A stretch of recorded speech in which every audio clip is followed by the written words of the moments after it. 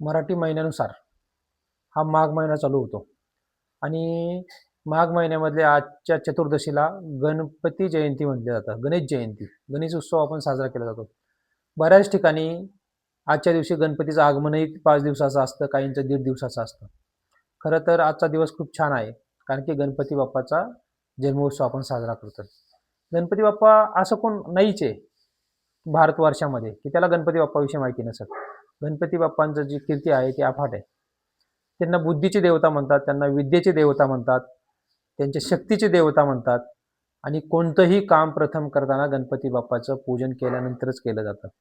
अशा ह्या गणपती बाप्पाला अजून एक महत्त्वाची गोष्ट आपण समजून घेतली पाहिजे की मूर्तीपूजा जी आहे त्या मूर्तीपूजेचं सर्वश्रेष्ठ स्थान म्हणजे गणपती बाप्पा आहे. कारण की ज्या वेळेस आपलं मन एकाग्र करायचं असतं, चित्त एकाग्र करायचं असतं, त्यावेळेस आपल्याला एखाद्या मूर्तीची गरज असते.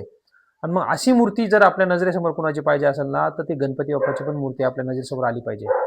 किती सुंदर आणि सुबक मूर्ती आहे. ज्ञानेश्वर महाराजांनी ओंकार स्वरूप म्हणलेले त्यांना. ओंकाराचं प्रतीक आहे गणपती बाप्पा. आणि म्हणून गणपती बाप्पाच्या प्रत्येक गोष्टीमध्ये काहीतरी दडलेलं आहे.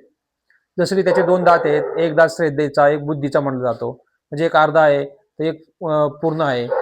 सोंड, त्या सोंडी मागं काहीतरी अर्थ आहे. डोळे जे छोटे छोटे आहेत त्याच्या मागं काहीतरी अर्थ आहे.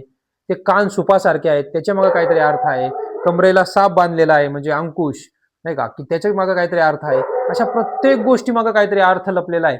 छोटेसे पाय आहेत, पोट एवढं मोठं आहे, उंदीर वाहन आहे. ह्या प्रत्येक गोष्टीचा विचार माणसाने केला पाहिजे की हेच का.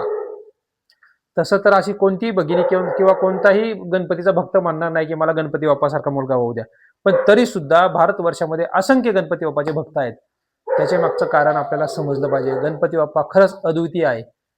भक्ती करताना समजून उमजून केली ना तर गणपती बाप्पावरची श्रद्धा ही 1000 पटीने वाढते. जय श्री गणेश, जय श्री कृष्ण.